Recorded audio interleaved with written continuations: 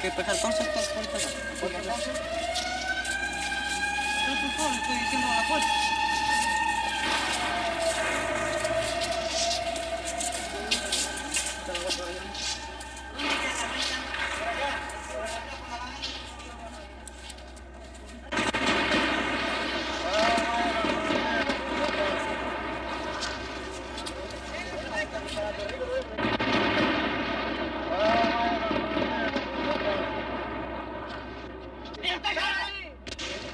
Santiago de Chile, 29 de junio de 1973.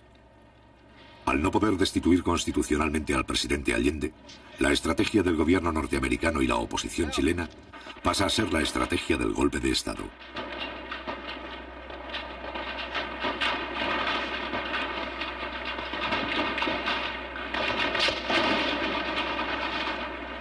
Después de su fracaso en las elecciones presidenciales de marzo de 1973, la oposición inicia la aplicación rigurosa de un plan insurreccional.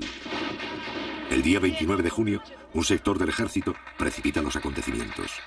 A las 9:10 de la mañana, un solo regimiento ataca el Palacio de Gobierno con 6 tanques y algunos vehículos de transporte.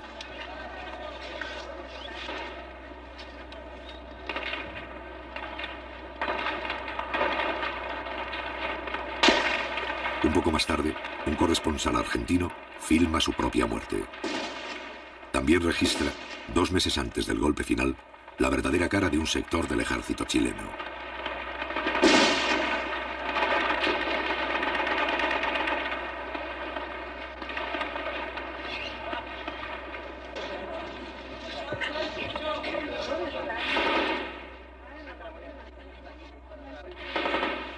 Durante una hora, los tanques intercambian disparos con los carabineros de la Guardia Presidencial, que se encuentran en el interior del Palacio de la Moneda. En estos primeros instantes mueren 22 personas. El Parlamento, el Poder Judicial y los partidos opositores guardan silencio.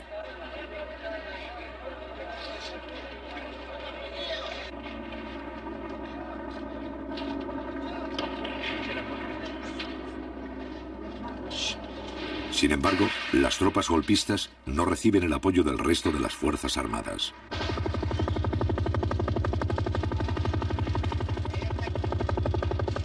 Tal vez considerando que todavía no hay condiciones para el éxito del alzamiento, el resto de la oficialidad no se suma a esta acción.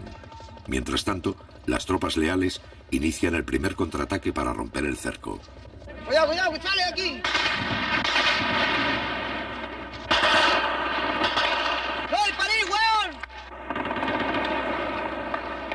A las 10:30 se movilizan más soldados leales en dirección al centro de la ciudad. Avanzan por la carretera Panamericana Norte hacia la capital 10 vehículos de transportes de tropa del Regimiento de Infantería de la ciudad de San Felipe. La población civil debe guardar calma.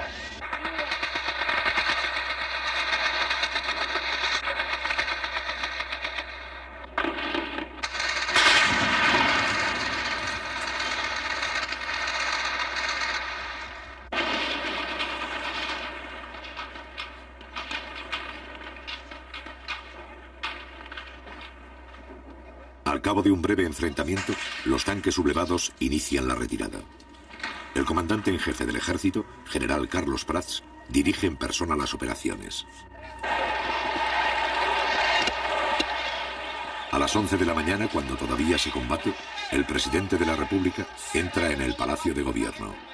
A esa misma hora, llega otra columna de soldados leales, encabezado por el ministro de Defensa, José Toá.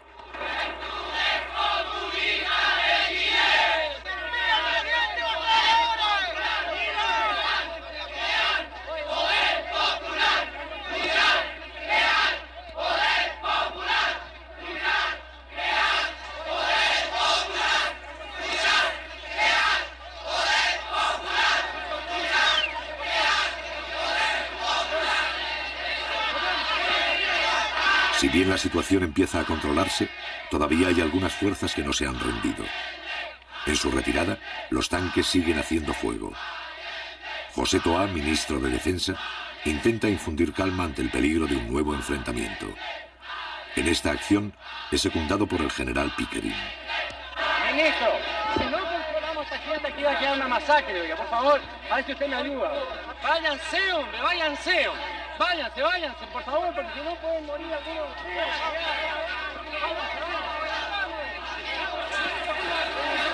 Los generales Pickering, Sepúlveda y Prats encabezan el grupo de oficiales más resueltos en sofocar la asonada. En cambio, otros altos mandos se limitan a permanecer expectantes. Tal es el caso de Augusto Pinochet, más tarde jefe del gobierno militar, que esta vez se suma a las fuerzas leales. A las 11:30 horas, el general Carlos Prats asegura al ministro de Defensa la rendición de los alzados y señala la ubicación de sus propias tropas. Pero en el lado sur de la moneda están las escuelas suboficiales, en el lado norte está el regimiento Win. Pero el general Prats va a considerar indispensable la declaración del estado de sitio para controlar la situación. Hay que declarar el estado de sitio inmediatamente. Porque esta situación de otra manera no se puede controlar.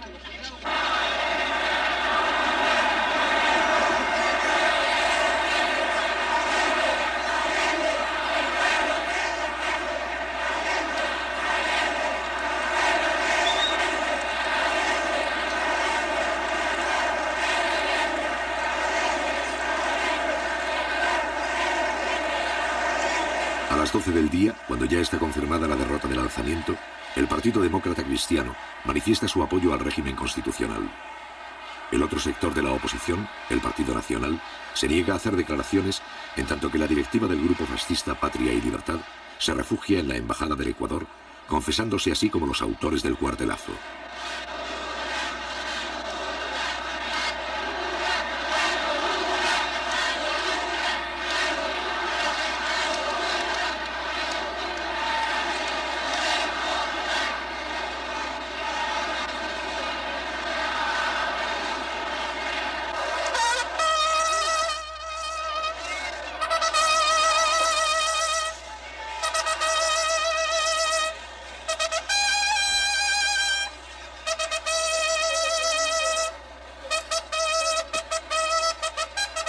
A las 6 de la tarde, la bandera presidencial es arriada por la guardia que ha defendido el palacio.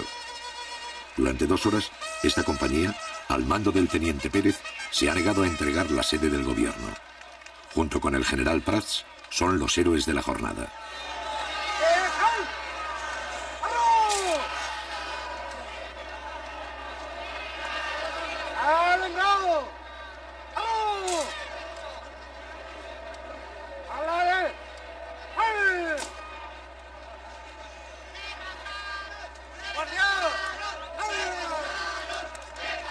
La facilidad con que se ha aplastado el conato de golpe abre muchas interrogantes.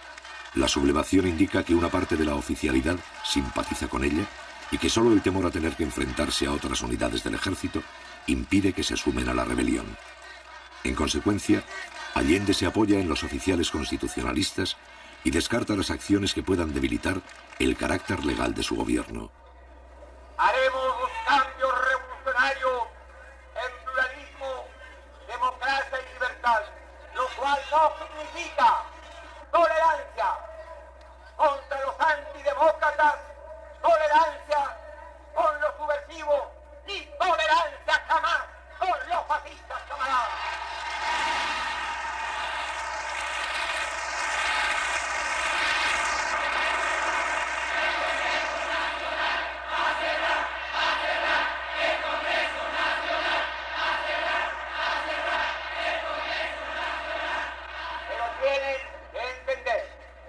¿Cuál es la real posición de este gobierno? No voy porque sería absurdo cerrar el Congreso. No lo voy a hacer. Esto respeto. Pero si es necesario, enviaré un proyecto de ley para llamar a un plebiscito para que el pueblo se pronuncie.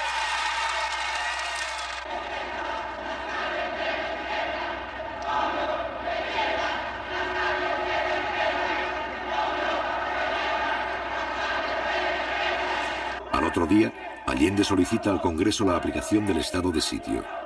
Mientras tanto, desde la mañana del 29 de junio, los trabajadores de izquierda asumen el control de fábricas, empresas, minas y centros agrícolas a lo largo de todo Chile.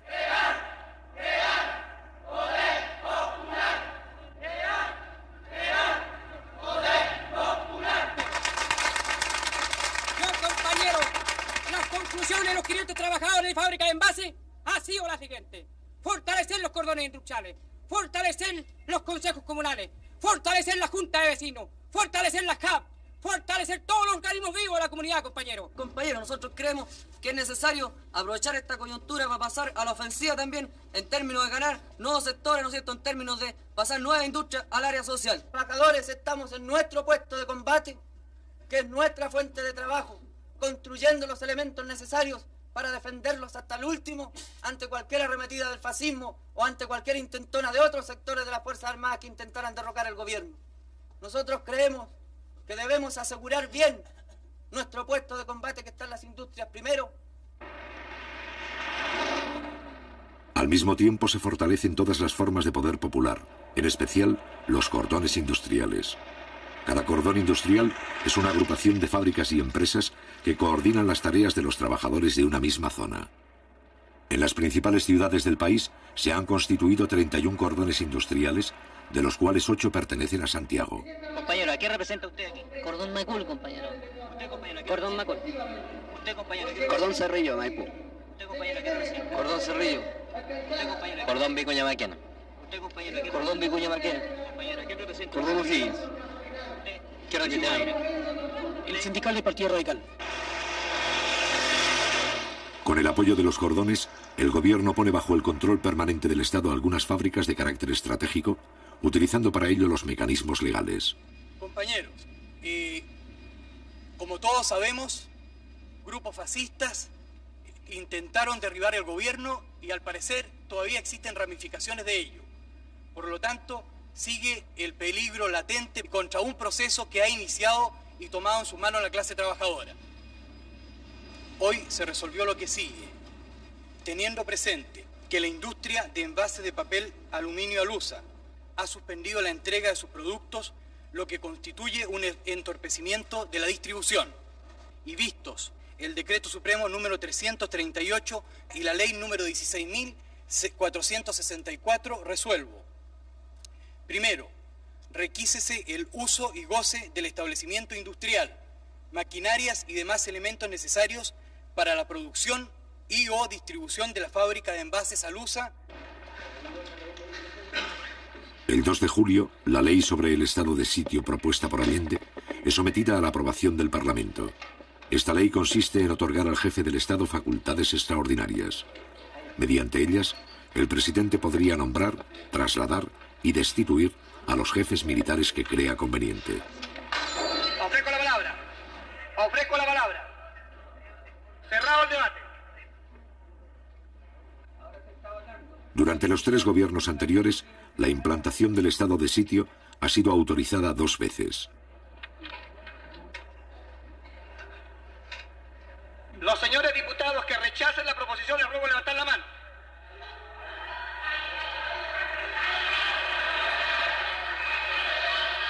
El estado de sitio, principal instrumento legal para afrontar una situación de emergencia, no es autorizado. Resultado de la votación. Por la afirmativa 52 votos, por la negativa 81. Queda rechazada la proposición formulada por el Ejecutivo. La iniciativa del Ejecutivo no consigue convencer al Parlamento. Los partidos opositores estiman injustificado conceder a Allende poderes especiales.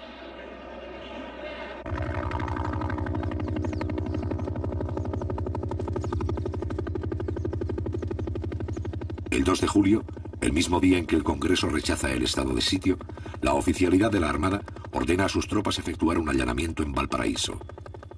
Un año antes, el Parlamento ha promulgado una ley de control de armas que faculta a los militares para efectuar registros en busca de armamento sin orden judicial ni autorización del gobierno. A pesar de la creciente acción terrorista de los grupos de extrema derecha, esta ley hasta ahora nunca había sido puesta en práctica por los militares.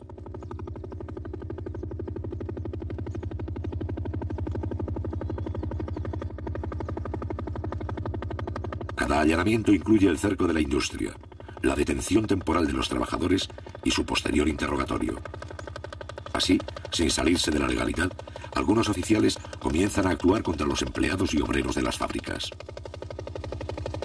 En este primer allanamiento no se encuentran armas.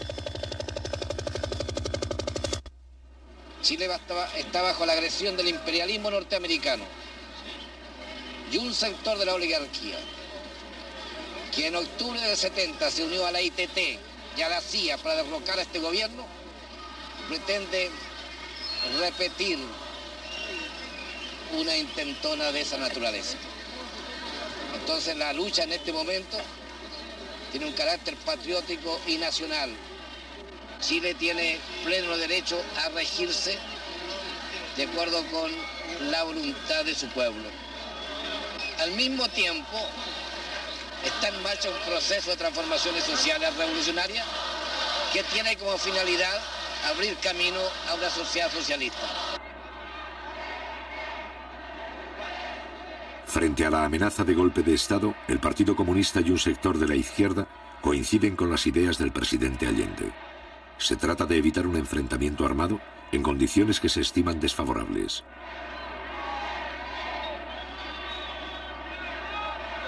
Para ello, este sector plantea apoyarse en los mandos militares que respetan el sistema democrático.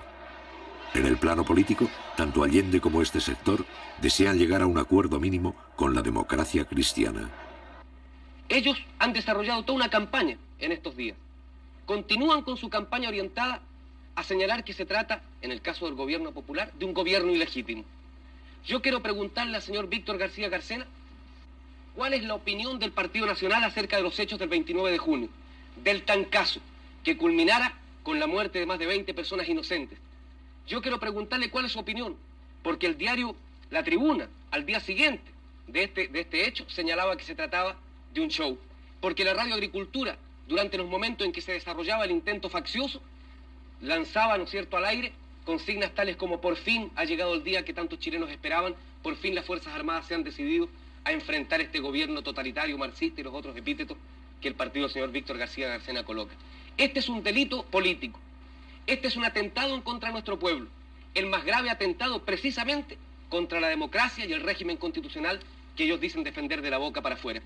Don Víctor García Carcena ya fue encarcelado en una ocasión por el gobierno de la democracia cristiana en 1967 por sus actuaciones sediciosas en nombre del Partido Nacional. Buenas noches, señores telespectadores. Como ustedes pueden ver y han oído,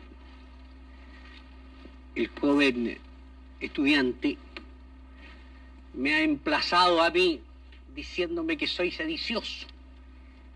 Óiganlo bien, pero mírenlo a él y mírenme a mí. Miren esa vida y miren la mía.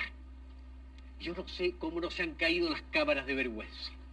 Esta es la pura verdad. El que dedicó su vida a la revolución, el que no ha hecho otra cosa nada más que revolución, frente a un hombre que durante 35 años ejerció su profesión, que fue 25 años profesor de la universidad, que se ha ganado él su vida con su esfuerzo. El joven estudiante me emplaza y dice: miren al sedicioso. Es decir, simplemente, como es ridículo, voy a ir a otras cosas. No funciona el régimen sin virtudes republicanas. Ese es mi pensamiento. Todo el mundo lo conoce y así lo he practicado. Yo no condeno a los desesperados. Yo no condeno a la gente que hoy día, al pobre camionero pisoteado que toma una piedra. No condeno tampoco a la gente que reclama y que se alza.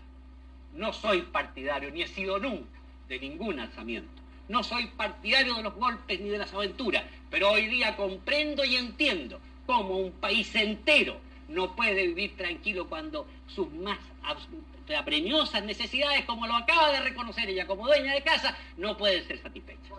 Se ha retratado de cuerpo entero. Ha mostrado el rostro sedicioso, el rostro golpista del Partido Nacional. Y señor Anzieta, aquí está el principal riesgo al régimen constitucional y a la democracia que usted dice defender. El señor Víctor García Carcena, y ustedes lo escucharon, señores telespectadores, acaba de decir que él no condena el alzamiento del 29 de junio, materializado por una unidad traidora, sin duda, a la limpia tradición de nuestras Fuerzas Armadas. no condena el asesinato de más de 22 personas. No lo condena, al revés. No ha tenido aquí, eso sí, la suficiente franqueza para decir que lo aplaude, como lo aplaudió su radio, la Radio Sociedad Nacional de Agricultura, como lo aplaudió su diario, el diario La Tribuna, que al día siguiente dijo que era un autogolpe, un show montado por el gobierno de la Unidad Popular. Y repítalo aquí, señor Víctor García. No he dicho que ha apoyado el alzamiento, no me tergiverse porque eso no lo admito.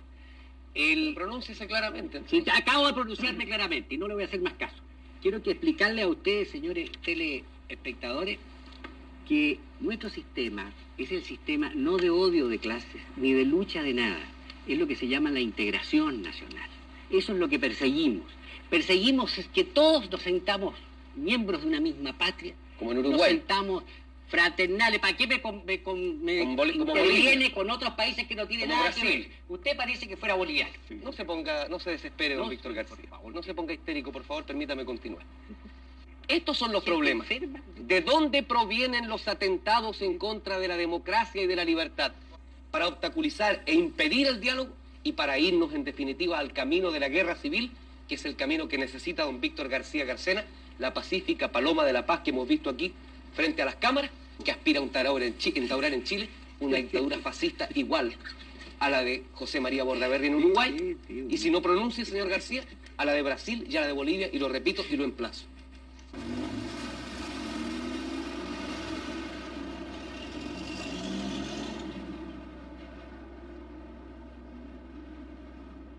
El día 5 de julio, Salvador Allende forma un nuevo gabinete para acometer la crisis y crear condiciones favorables para un diálogo con la democracia cristiana.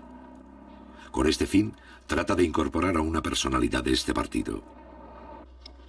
Yo sé perfectamente bien que los procesos revolucionarios sacuden y convulsionan a los pueblos, pero sé también que aquí hemos querido y tratamos de hacer algo que otros pueblos no alcanzaron. Una revolución por cauces distintos, de acuerdo a nuestra historia, a nuestra tradición y a nuestra realidad. Espero que todos seamos capaces de escribir una página más para señalar que Chile tiene su propia voluntad creadora y su noble decisión de hacer cada vez más grande la patria. Luego tomar juramentos de estilo.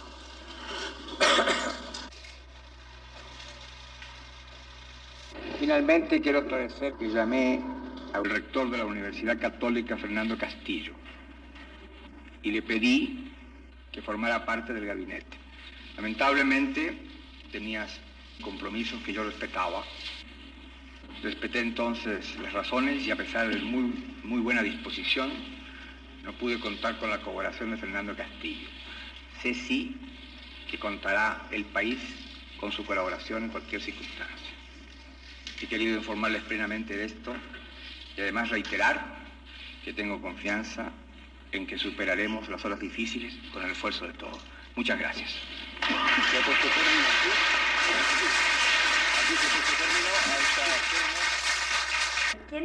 ¿Por qué se produce esta ruptura que no es la deseada ni por el gobierno? A mi juicio porque la Unidad Popular, cuando plantea programas, proyectos para Chile, que pudieran tener realmente y significar la acumulación de intereses hacia ese objetivo, la Unidad Popular primero plantea a ver quiénes estarán supuestamente en oposición a esto. Los busca con cabo de vela por todas partes, hasta buscar todos los enemigos posibles y después plantearlos como una minoría. Cuando yo creo que los grandes planteamientos de transformación de nuestra sociedad son planteamientos que, bien lanzados como mensaje, buscando todos aquellos que puedan confluir como una fuerza realmente creciente hacia los objetivos de Chile, es lo que es la más fundamental obligación de un gobierno. Pero bajo la influencia de su ala más tradicional, el Partido Demócrata Cristiano no desea por el momento dialogar con el gobierno. Aún así, tanto Allende como un sector de la izquierda y de la propia democracia cristiana continuarán los esfuerzos para iniciar un diálogo que modifique la correlación de fuerzas ante un posible golpe de Estado. Tenemos, compañeros, hacer un llamado a la sensatez, y el patriotismo de los sectores de la democracia cristiana que piensan con su propia cabeza y que no siguen los dictados del Pentágono, de la CIA, de los Yarur o de los Duni Edwards, para que se opongan con toda su fuerza en la base del pueblo, en los sindicatos, en todas partes, a la ofensiva fascista, a la ofensiva reaccionaria. Porque si el fascismo, compañeros, lograra vencer, no le preguntarían al obrero del cobre si es comunista, si es mapucista, si es socialista o si es demócrata cristiano para reprimirlo.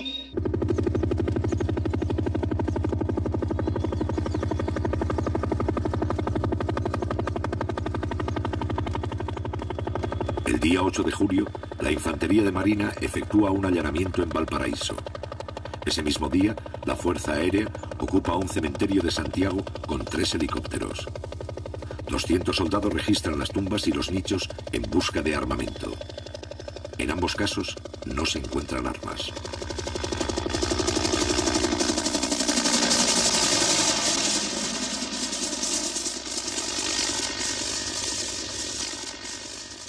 Ya es una cosa ya del otro mundo, se puede decir lo que están haciendo estos momios. Diariamente, pues mira, venir a sacar los muertos. ¿Cómo se le ocurre? ¿A dónde se ha hecho que los muertos? Porque ellos no tienen balas, no tienen nada. ¿Cómo los van a matar? ¿No le parece? Sacarlos los pobrecitos de ahí. De ahí un hueso se le tira quizás a dónde para que lo hubieran muerto a ellos. Así que mañana pasado, en la misma noche, los mandan a aviones listos. Los matan a todos y como somos indefensos, aquí nos quedamos. Pues. ¿Y habría que armar al pueblo entonces? Por supuesto, claro. Y eso es lo que tiene que hacer el gobierno. Y ya lo más pronto al gobierno, porque si no lo hacemos nosotros, imposible que...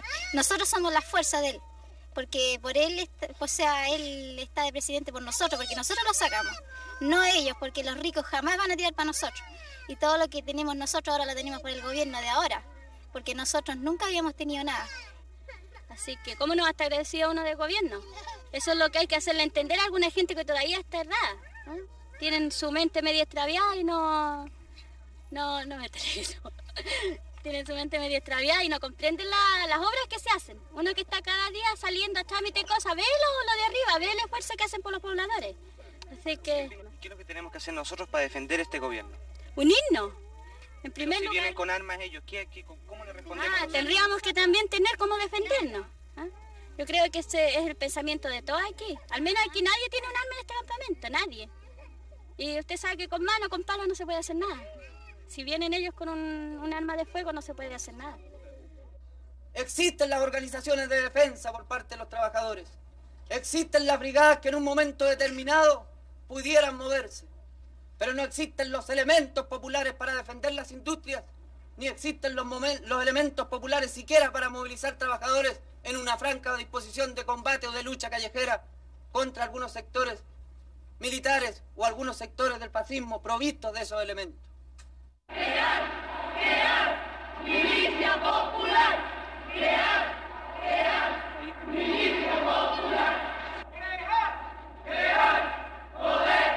El día 12 de julio, el Partido Socialista hace pública su posición frente a la amenaza de golpe. Los soldados, marinos, aviadores y carabineros no pueden prestarse en ningún momento y bajo ninguna circunstancia para asesinar trabajadores. Y llegado el caso de que algunos oficiales se alzaran, los oficiales, suboficiales, clase y soldados no tienen la obligación de prestarle obediencia. Aún más claro, no solo tienen el deber de negarse a acatar órdenes que signifiquen disparar contra el pueblo o participar en aventuras golpistas contra el gobierno o los trabajadores, sino que oponerse activamente a ellas. La burguesía debe estar clara que no puede actuar impunemente. A cada acción subversiva, a cada atentado contra Chile y su gobierno, los trabajadores responderán invariablemente utilizando todos los métodos y con todos los recursos que sea necesario. Nuestro partido piensa de que la toma de empresas, fábricas, fondos, es una respuesta legítima de la clase obrera y de los trabajadores a la actitud sediciosa y golpista de la derecha. Hemos dicho de que la reacción debe pensar cada uno de sus pasos. Sobre la posición del partido frente a estos allanamientos que hacen los militares de nuestra industria a la búsqueda de armas, que considero que es una forma ofensiva hacia la clase, porque considero que los trabajadores, si en algún momento se hubiesen armado, es para defender a su gobierno, el gobierno de los trabajadores. Entonces, usted como abogado y jurista, ¿cierto?, podría explicarnos cuándo es legal, ¿no es cierto?, y cuándo es ilegal. Porque aquí aparece una cosa. Nosotros apareceríamos en la ilegalidad tratando de defender al gobierno de los trabajadores, como trabajadores mismos, si tomásemos la precaución de adquirir algún armamento. Yo creo que el pueblo, para defender a su gobierno, debe recurrir a todos los medios de que disponga. El problema de las armas pasa a vincularse con el problema de la ocupación de empresas. Para un sector de la Unidad Popular, encabezado por los comunistas, la expropiación indiscriminada de fábricas constituye un error, pues debilita la imagen legal del gobierno. En cambio, para el otro sector, conducido por el Partido Socialista, la ocupación de industrias representa una forma útil de movilización que ayuda a preparar y organizar la lucha que se avecina.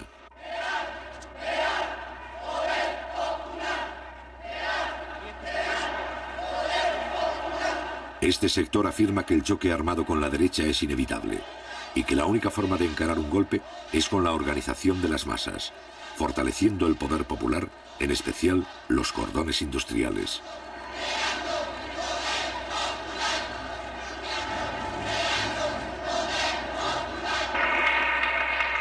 Hoy, compañeros, es tarea también para ponerle una muralla a los reaccionarios y salir adelante la formación de los cordones industriales en todo el país.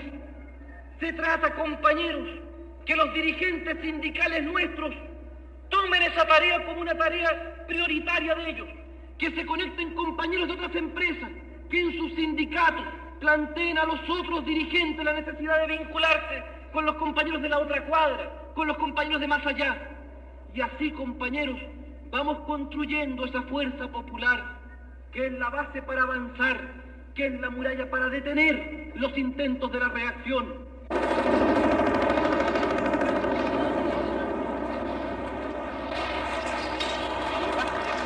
El 19 de julio, el regimiento Arauco ocupa la central de trabajadores en la ciudad de Osorno.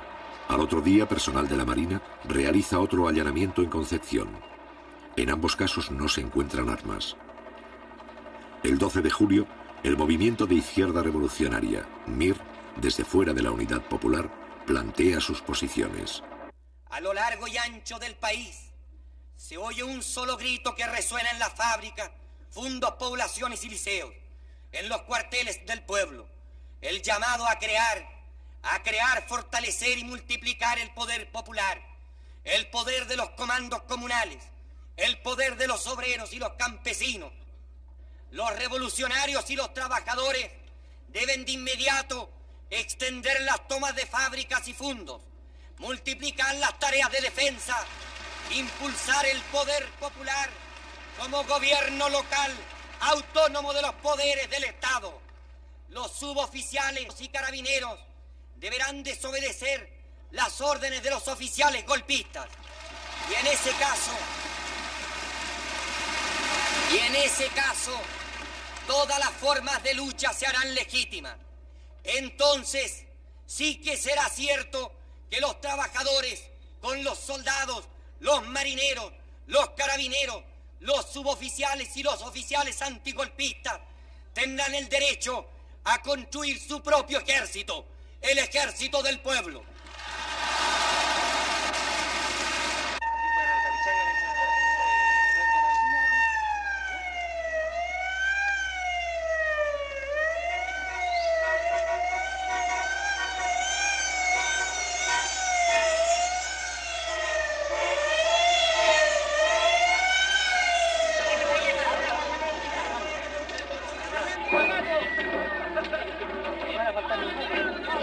El 19 de julio, los trabajadores del cordón industrial Vicuña-Maquena ocupan la principal carretera de su zona.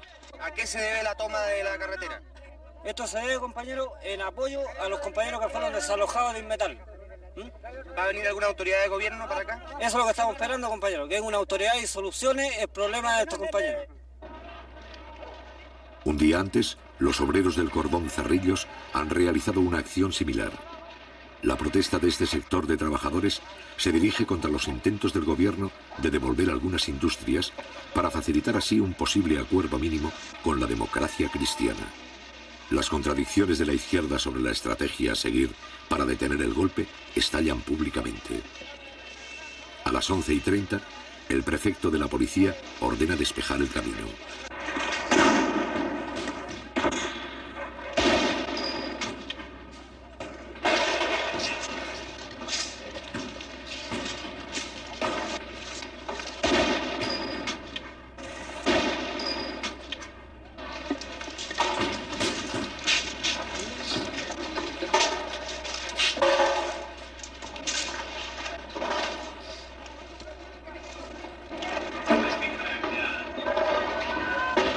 Los carabineros solo pueden avanzar hasta la primera barricada. Más allá, hay 4.000 obreros a lo largo de 7 kilómetros.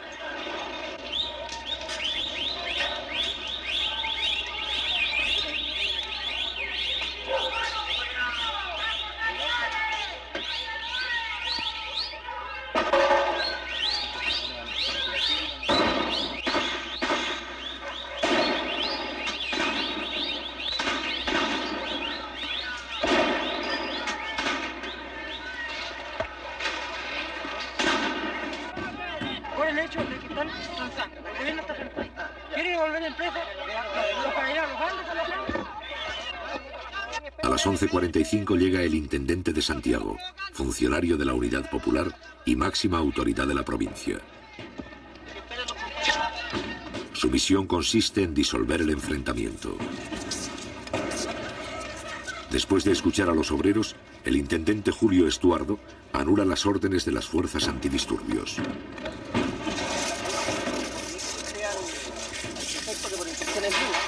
No se va a mover nada aquí y ustedes se van a retirar a 2 cuadras más allá.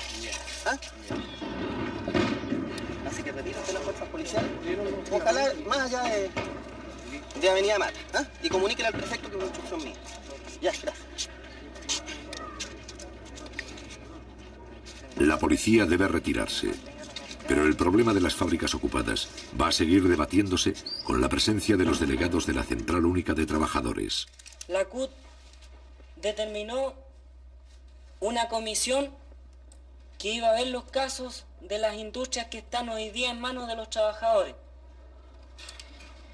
Y esa comisión está hoy día estudiando esos problemas a través con los organismos que corresponden, Corfo y Ministerio de Economía.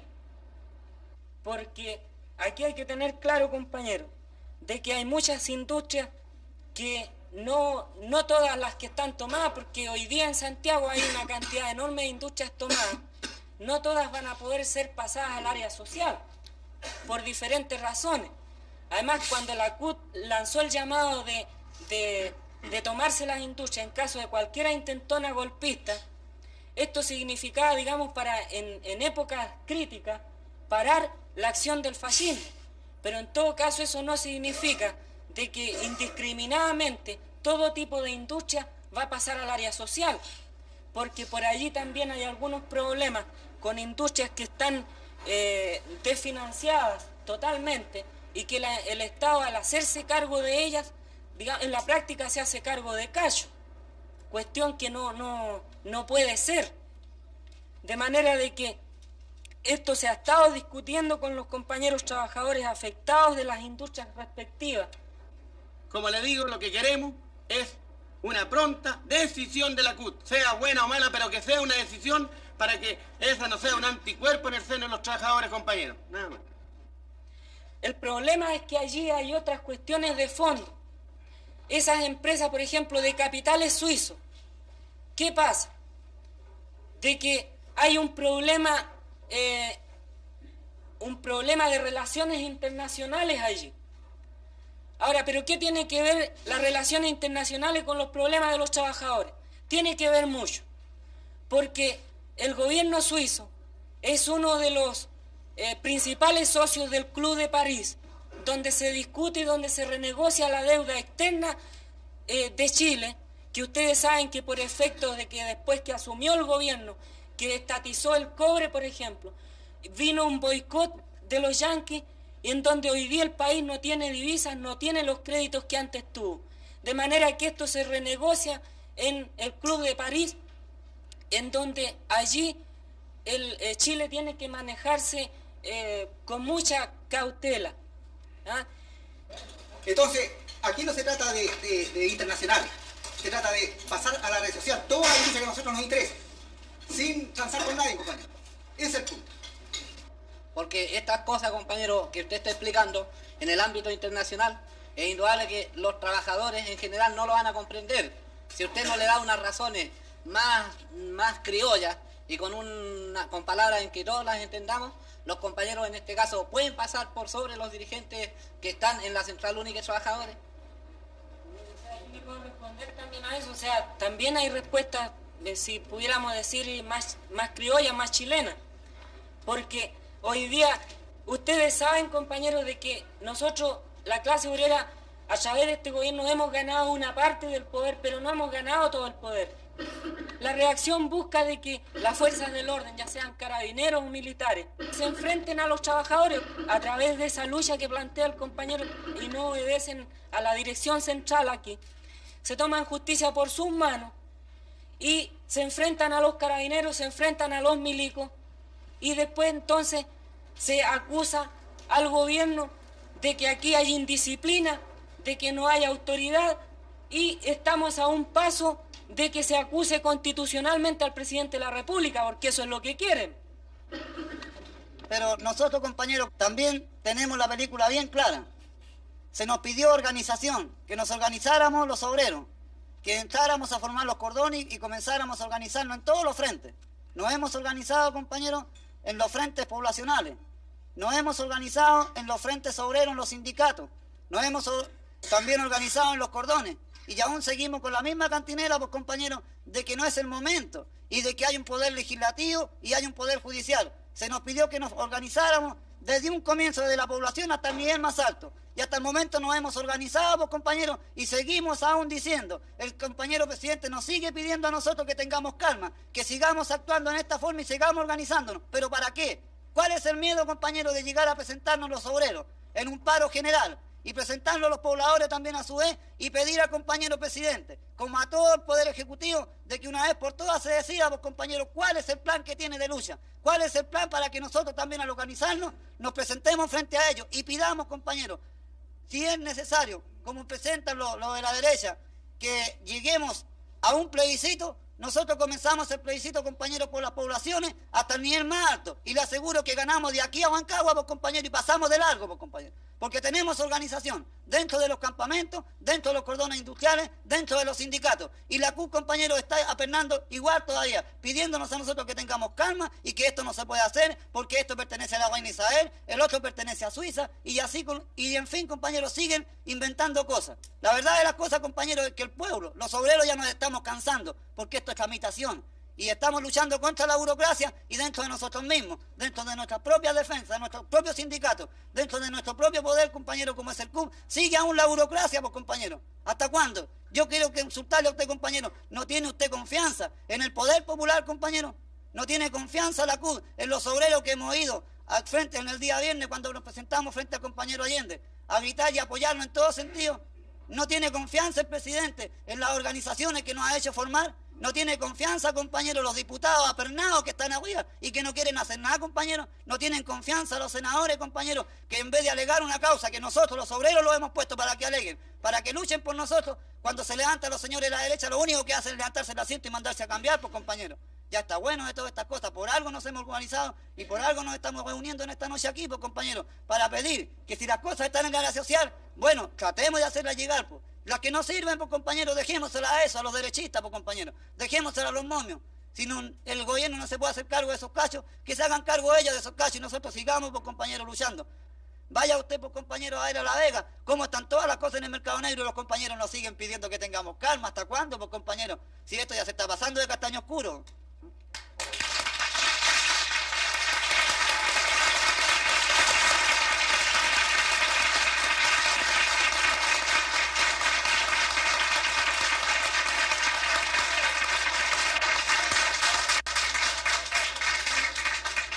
¿Acaso ustedes no saben la composición de clase que existe hoy día en las Fuerzas Armadas, compañeros? ¿No saben ustedes que la mayoría de la oficialidad están por el golpe? Porque aquí, compañeros, aquí el poder no solamente se logra con la buena organización, está la buena organización, pero también tenemos que tener algún peso que contrapese el real poder que tiene la reacción en este momento. Y por eso que estamos hablando en la Central Única de los comités de protección. ¿Y qué es lo que son los comités de protección? Comités de protección de las industrias, de la producción, y también comités de protección para la guerra, pues compañeros. Son cuestiones que no se pueden hablar así y de entrar a dar detalles porque no podemos caer en esos errores. Pero aquí tenemos que prepararnos los trabajadores para entrar al combate en todos los terrenos. Y en esa pelea está hoy día la CUT. Que hayan deficiencias, yo las acepto, compañeros. Pero el problema surge cuando quieren existir organizaciones con cierta dirección paralela al organismo de los trabajadores. Y es por allí donde va mal la cosa. Y por eso, compañeros, es que yo reconozco de que aquí hay muchos compañeros que plantean cuestiones no malintencionadas, pero que son cosas que hay que discutirlas más profundamente, compañeros. No se puede gratuitamente catalogar a tal o cual organización, a tal o cual dirigente, de tal o cual defecto. Porque yo creo que las organizaciones las integramos todos. Y todos tenemos algún grado de responsabilidad. Y ustedes tienen su organización, pues, compañeros, para plantear este tipo de problemas. Y estamos de acuerdo de que aquí hay que buscar las salidas correspondientes a los problemas que hoy día están planteados. Pero no nos olvidemos, compañeros, de que aquí hay un gobierno que está presidido por el compañero Allende y que tenemos que obedecer a esa dirección, que hay un organismo que son los trabajadores y que hay organismos que son los partidos de la clase que también entregan orientación, pues, compañeros.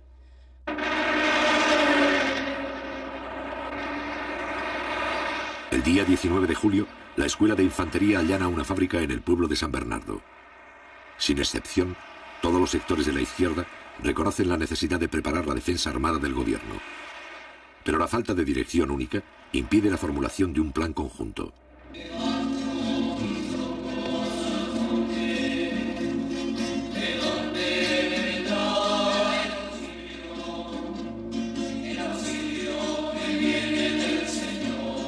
El 20 de julio, en vista de la creciente ola de violencia, la Iglesia Católica lanza públicamente un llamado en favor del entendimiento pacífico.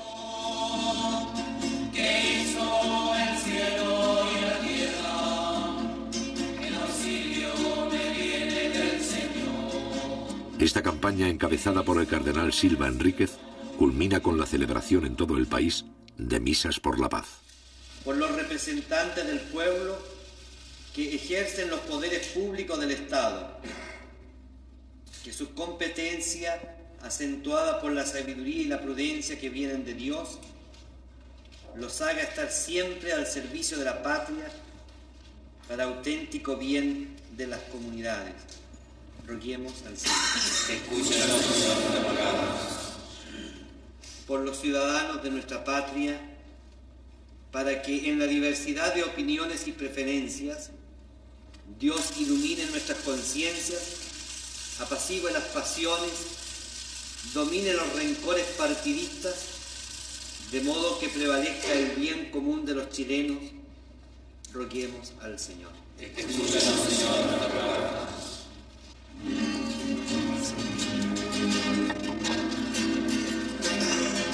El llamado a la pacificación que hace la Iglesia coloca a algunos jefes de la democracia cristiana en una posición difícil. Durante 20 días se han negado a aceptar el diálogo con Allende. Si ahora no deponen su actitud, entrarán en contradicción con la posición pública de la Iglesia.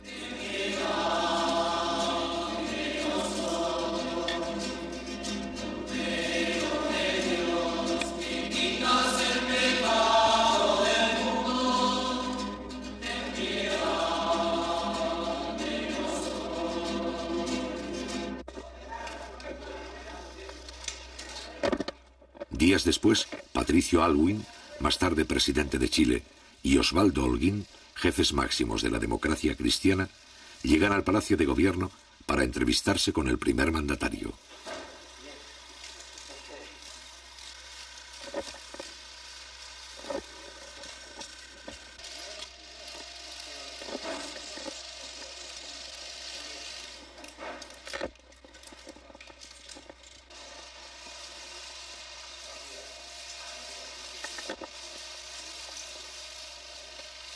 Consciente de las discrepancias, pero convencido de su estrategia, Allende se muestra dispuesto a lograr un entendimiento mínimo que evite la ruptura constitucional.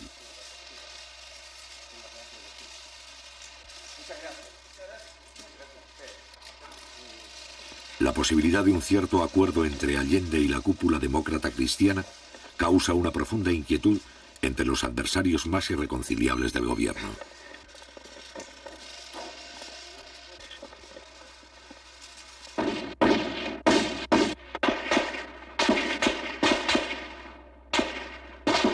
El 27 de julio, a la 1:30 de la madrugada, la extrema derecha asesina al comandante Arturo Araya Peters, edecán naval del presidente Allende.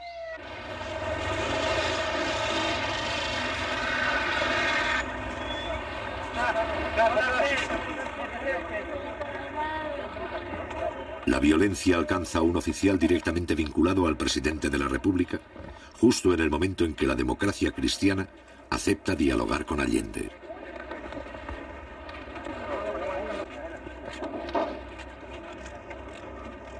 Hombre de confianza del presidente, Araya se había convertido en el principal enlace entre el gobierno y los oficiales constitucionalistas de la Marina.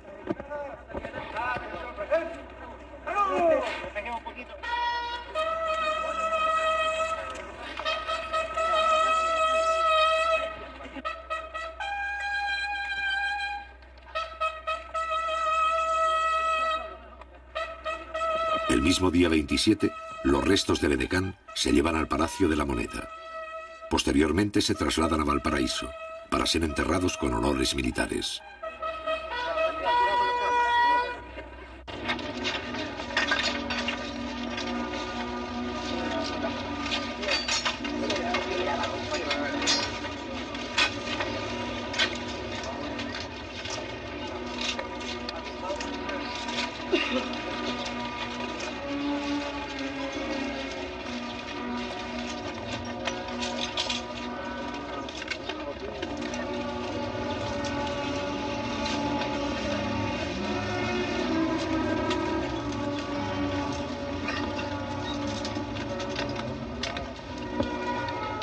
Durante 40 años, las Fuerzas Armadas chilenas no han necesitado intervenir para asegurar la continuidad del sistema.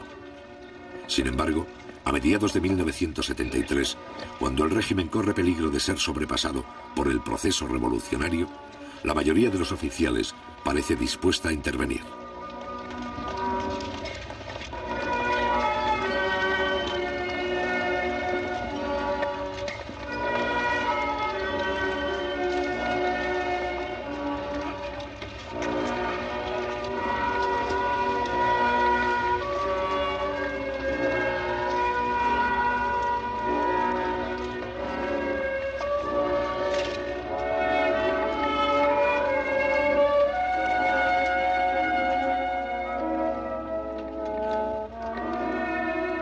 Meses más tarde, en su exilio de Buenos Aires y antes de ser asesinado, el general Carlos Prats declara que una de las razones para eliminar al comandante Araya era impedir que Allende se informara de lo que estaba ocurriendo en los círculos militares de Valparaíso. Es aquí donde un sector de la oficialidad empieza a planificar el golpe de Estado con la asesoría del gobierno norteamericano.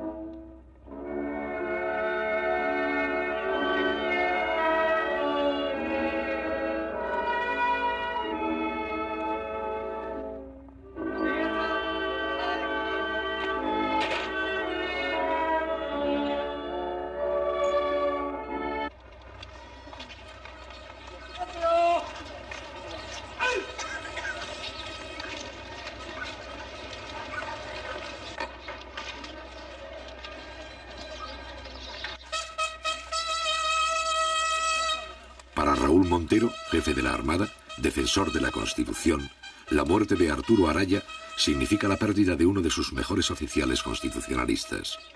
Para Allende, este es uno de los peores momentos que debe afrontar durante su mandato. Para José Toribio Merino, más tarde miembro del gobierno militar, la muerte del edecán no altera sus planes.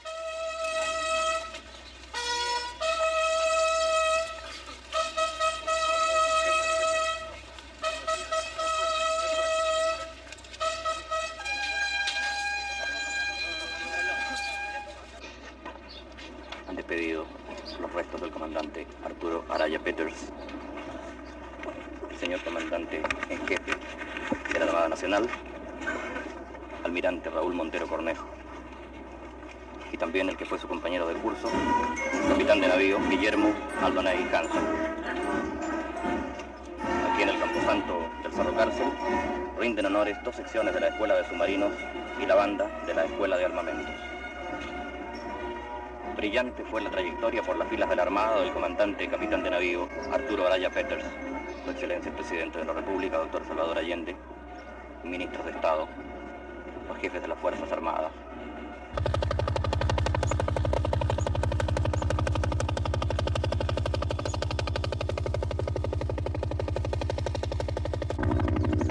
Los allanamientos en busca de armas se intensifican. El día 3 de agosto, los militares rodean una de las principales fábricas del cordón Cerrillos de Santiago. Estos operativos permiten a los oficiales reconocer el terreno y estudiar la reacción de los trabajadores. A su vez, acostumbran a la tropa a enfrentarse con la población civil y vigilan el comportamiento de sus propios soldados. Al otro día, la 5ª División del Ejército ocupa el barrio industrial de Punta Arenas. Hasta la fecha, los militares han realizado 27 allanamientos en todo el país sin encontrar armas.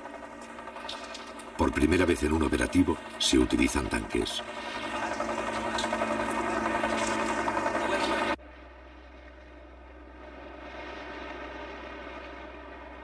Durante esta semana, los empresarios del transporte declaran un paro por tiempo indefinido. Con esta huelga, la extrema derecha desea precipitar el caos económico y sabotear el diálogo del jefe de Estado con la democracia cristiana. Los empresarios concentran sus vehículos en determinados puntos estratégicos para dar la impresión de fuerza y mantener la cohesión interna. Según revelaciones posteriores del New York Times, los huelguistas son financiados con $5 millones que provienen de la Agencia Central de Inteligencia, CIA. Cada uno de los 35.000 empresarios recibe $4 diarios al cambio del mercado negro.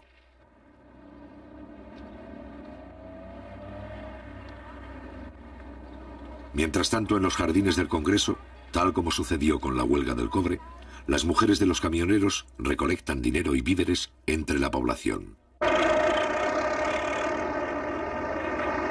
El día 31 de julio, el gobierno decreta la reanudación legal de faenas y envía tractores para remolcar los vehículos paralizados hasta Santiago. Sin embargo, los empresarios se oponen por la fuerza y acusan al gobierno de atentar contra la propiedad privada. Estos hechos son filmados por el Canal 13 de televisión, que simpatiza con la huelga. Días más tarde, el Parlamento, en combinación con los periodistas de la oposición, transforman el incidente en un escándalo. El Congreso pide al Canal 13 que vuelva a emitir su versión filmada de los hechos como elemento de juicio para los señores parlamentarios.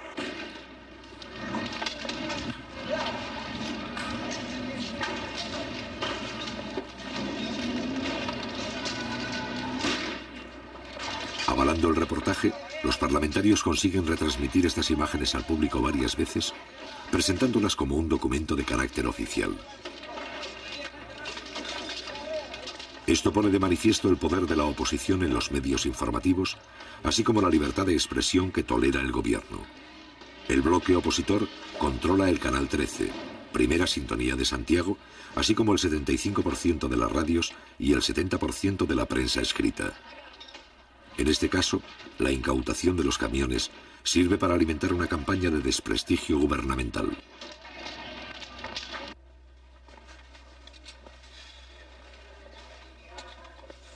Mientras esto ocurre en el Parlamento, los contactos entre Allende y la democracia cristiana llegan a un punto muerto. La directiva de este partido plantea al jefe del Estado 3 condiciones. Debe someterse a la autoridad del Congreso y renunciar así a las facultades presidenciales que otros mandatarios de Chile tuvieron. Debe retroceder en su política de nacionalizaciones. Y finalmente, debe incorporar en puestos claves de gobierno a militares que cuentan con la exclusiva confianza de la democracia cristiana. En respuesta, el presidente Allende se opone a esta capitulación. El mismo día, la democracia cristiana suspende el diálogo.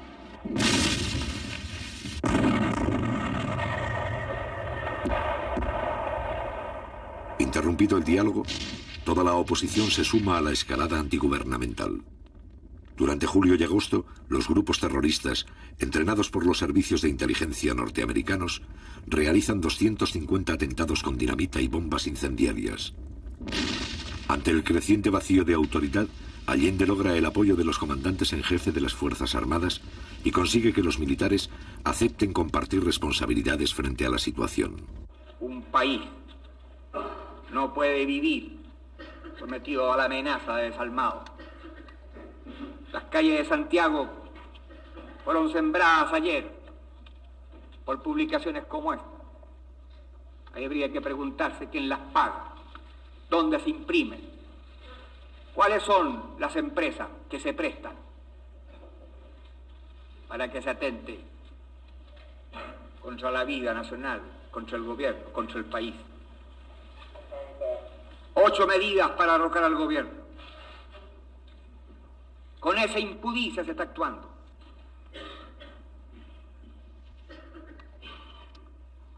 Este gabinete tiene que terminar con el paro fascista de los transportistas, con la decisión del que manejará implacablemente la ley, y sabiendo además que cuenta con la solidaridad de la inmensa mayoría de los chilenos, que quieren evitar por todos los medios la guerra civil en nuestra patria. El 9 de agosto quedan incorporados al gobierno los altos mandos militares. El general Prats, jefe natural de los oficiales leales, ocupa el Ministerio de Defensa. El mando del ejército recae interinamente en el general Pinochet, también considerado constitucionalista. Este nuevo gabinete es recibido con discrepancias por la mayoría de los políticos. La derecha lo rechaza. La democracia cristiana muestra división de opiniones. La izquierda duda. Solo 2 días más tarde, los partidos comunista y socialista apoyan la decisión de Allende. Muchas gracias. Ha terminado el acto.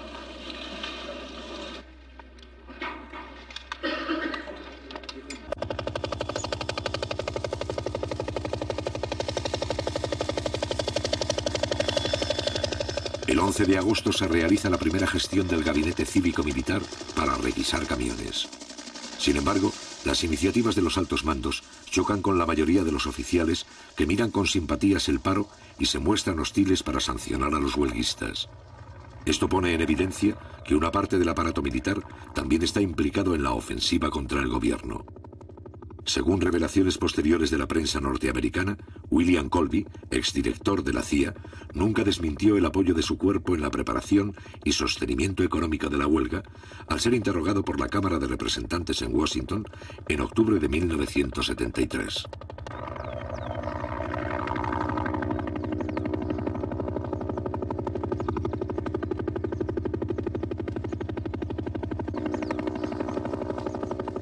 El 12 de agosto, el Partido Demócrata Cristiano declara oficialmente su apoyo a la huelga. En las fábricas, las materias primas comienzan a disminuir y en el campo escasean las semillas. En estas circunstancias, el gabinete cívico-militar ha fracasado.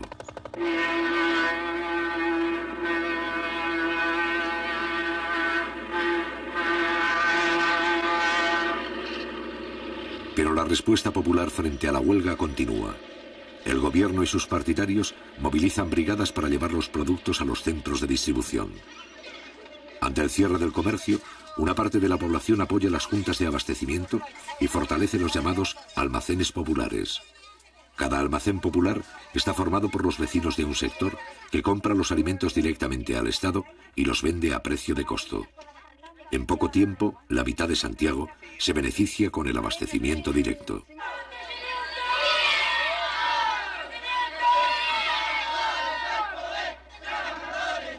En algunos barrios, los cordones industriales envían piquetes de obreros para vigilar la distribución y abrir los comercios cerrados.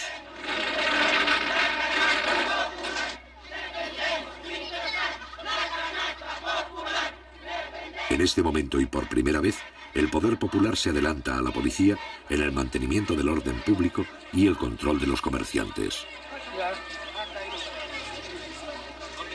Tenga la bondad de retirarse los niños.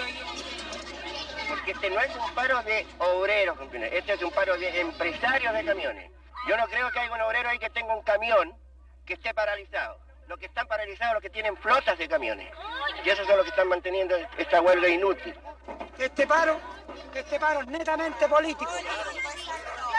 Este es un paro netamente político de que están perjudicados nosotros los pobladores.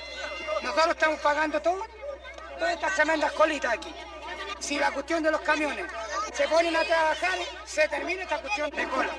Pero los trabajadores conscientes salimos a la calle, salimos, luchamos y cumplimos nuestra misión como trabajadores, defendiendo toda la fuente de trabajo y seguimos produciendo y cargando mercaderías para allá y para acá a pulso, cosa que en la población no le faltara ningún alimento. Eso se lo demostramos todos los trabajadores, al compañero presidente, a la autoridad de gobierno. Un sector de los transportistas que apoya al gobierno organiza convoyes para mantener la distribución de alimentos entre las provincias.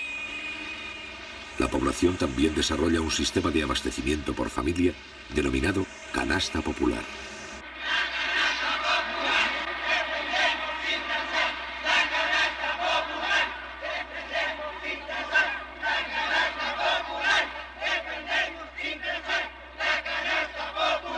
¿Qué opina usted de la actitud del gobierno frente a la crisis que estamos viviendo? La actitud del gobierno, compañero, tiene que muñequear, porque si usted fuera gobierno tendría que hacer lo mismo, compañero.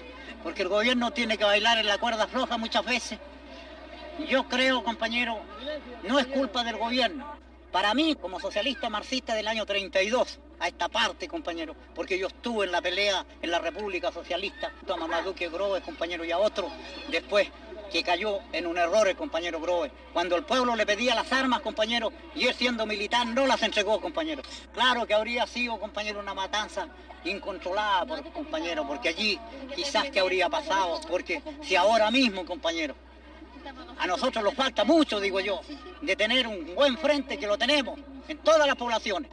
Tenemos organización antifascista, compañero, y comités de defensa, pero nos falta un poquitito de coordinación provincial y nacional, compañero, para actuar en un solo frente.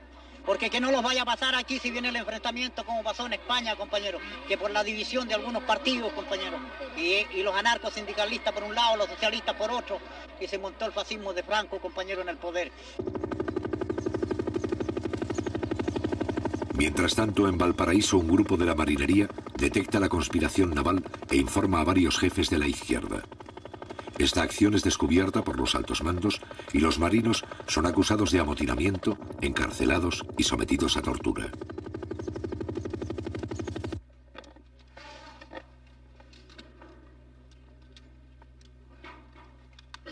Mediante un acuerdo en la Cámara de Diputados, la oposición rompe definitivamente el 22 de agosto con el régimen constitucional.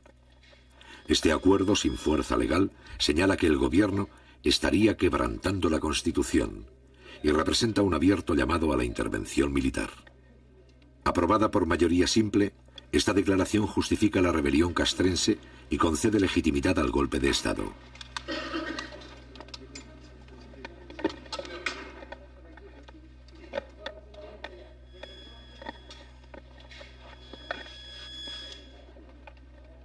A partir de ese momento, los hechos se precipitan.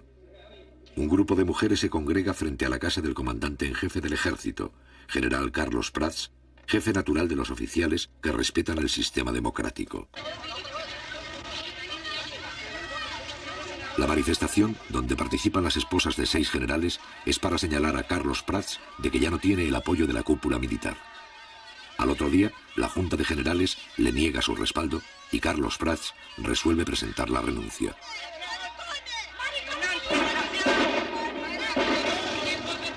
También renuncian los generales Pickering y Sepúlveda, los principales mandos leales. Augusto Pinochet, que aparece como un militar profesional y respetuoso de la Constitución, se convierte en el nuevo comandante en jefe.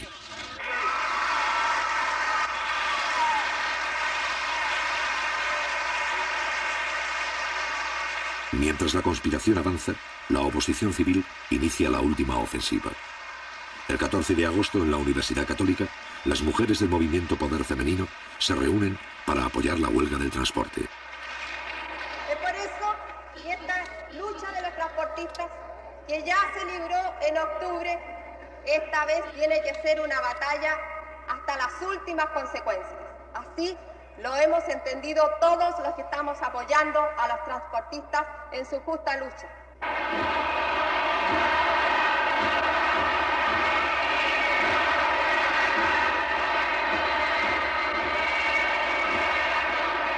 Días más tarde, los adversarios del gobierno piden la renuncia del propio jefe de Estado. Casi 3 años de guerra económica han permitido a la Casa Blanca y la oposición interna ganar un importante sector de la clase media. Es aquí donde los oficiales rebeldes encuentran la base de apoyo social para la continuación de sus planes.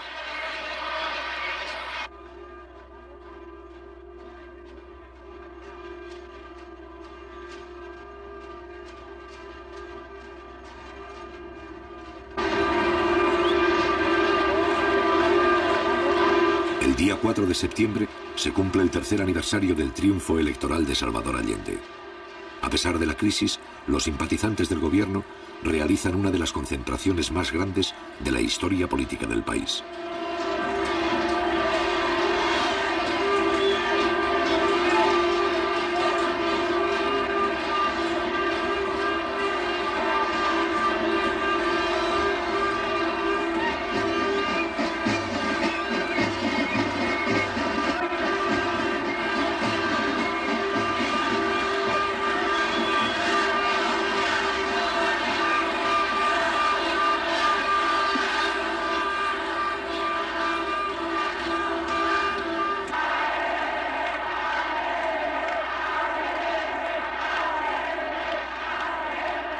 A partir de las 5 de la tarde, más de 800.000 personas desfilan ante el presidente de la República. 3 días después, Salvador Allende informa a sus colaboradores que desea convocar un plebiscito para resolver por la vía democrática la continuidad del gobierno. La fecha marcada para dar a conocer públicamente este plebiscito es el día 11 de septiembre. Mientras tanto, el desfile continúa. Al mono que especula, cortarle la pisula, y que no fuera poco, cortarle los 2 cocos. Al mono que especula, cortarle la pisula.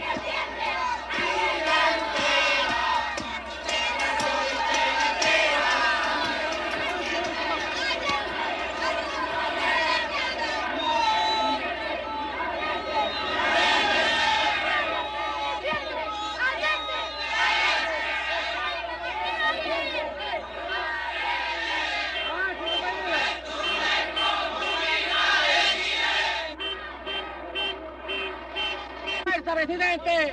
¡Mucha fuerza! ¡Viva María Chillo!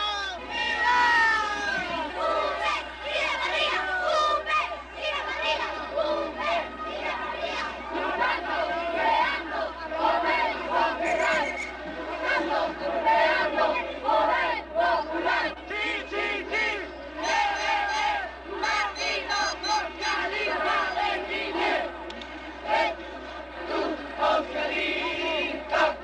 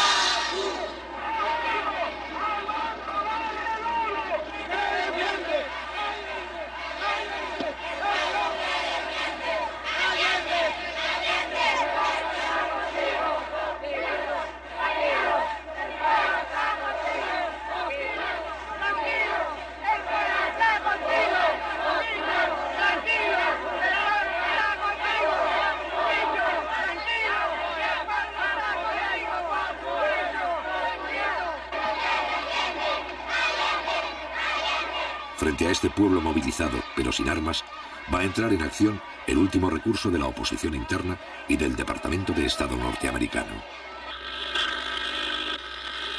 Les habla el presidente de la República, desde el Palacio de la Moneda. Informaciones consignadas señalan que un sector de la marinería habría aislado Valparaíso y que la ciudad estaría ocupada. En todo caso, yo estoy aquí en el Palacio del Gobierno y me quedaré aquí defendiendo el gobierno que represento por la voluntad del pueblo.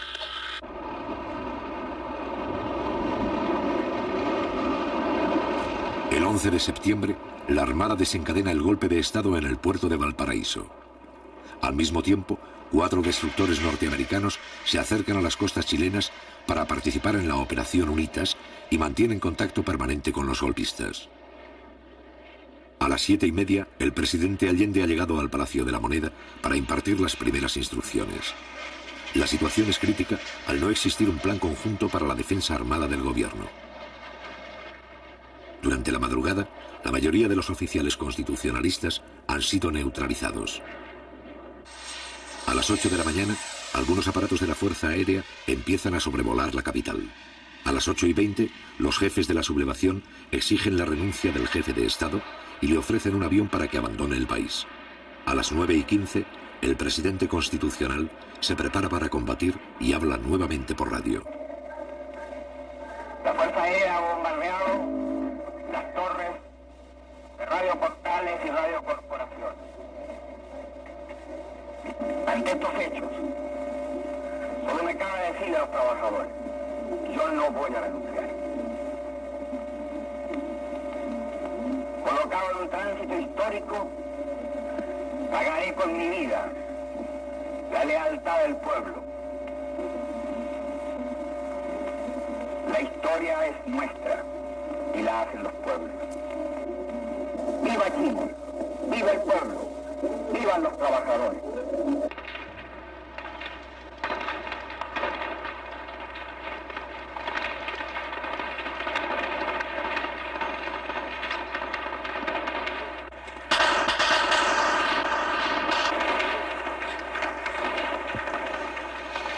Al cabo de algunas horas de resistencia, los militares envían a Salvador Allende un ultimátum.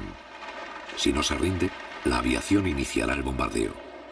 Ante estos hechos, el primer mandatario deja en libertad de acción a la guardia del palacio, quienes hacen abandono del edificio. Junto al presidente Allende, que rechaza la rendición, permanecen 40 combatientes civiles dispuestos a enfrentar el ataque.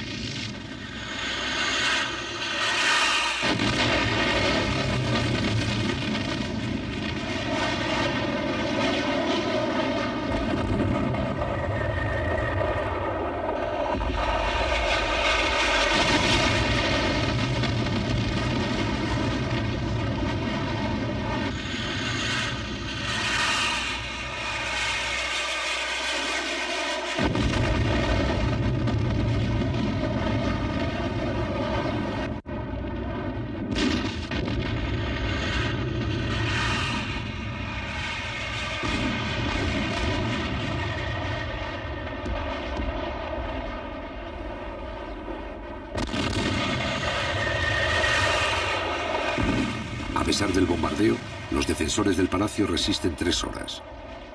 Al mismo tiempo, se producen pequeños combates en varios lugares de Santiago y provincias. A las 2:15 de la tarde, el presidente Allende muere en La Moneda. A las 9 de la noche, los jefes de la sublevación se presentan públicamente al país. Las Fuerzas Armadas y de Orden han actuado en el día de hoy solo bajo la inspiración patriótica de sacar al país del caos que en forma aguda lo estaba precipitando el gobierno marxista de Salvador Allende. La Junta mantendrá el poder judicial y la asesoría de la Contraloría. Las cámaras quedarán en receso hasta nueva orden. Eso es todo.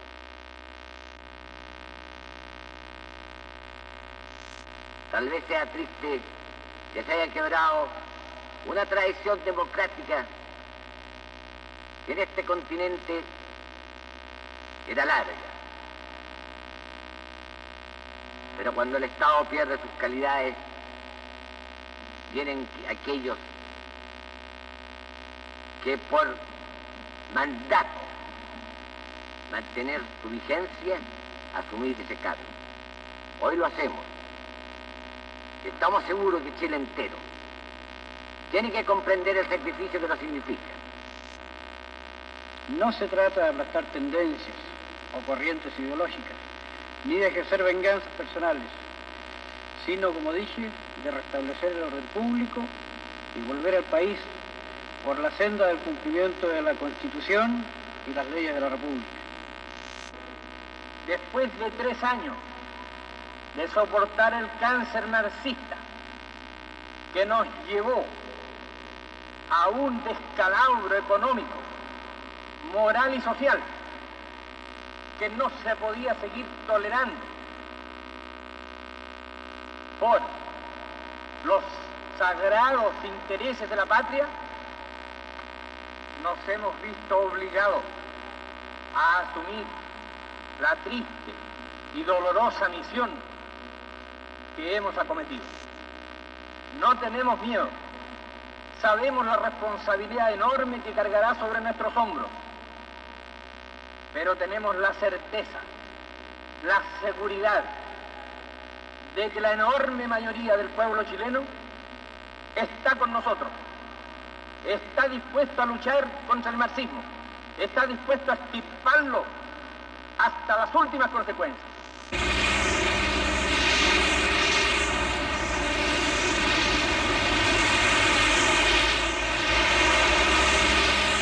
A partir del 11 de septiembre, todos los recursos del ejército chileno son utilizados para reprimir el movimiento popular con la complacencia del gobierno norteamericano. La primera resistencia armada ofrecida por algunos cordones industriales, poblaciones, minas y centros agrícolas es aplastada rápidamente en lucha desigual.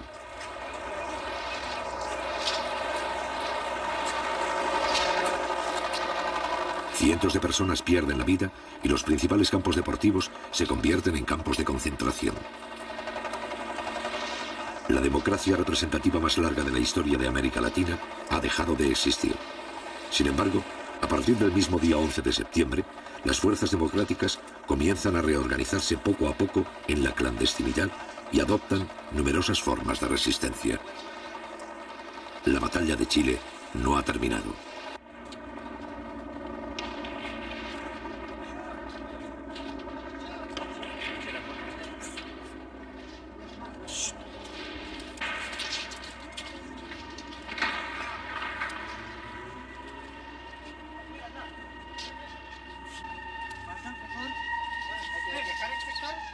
¿Qué pasar con sector? Por favor,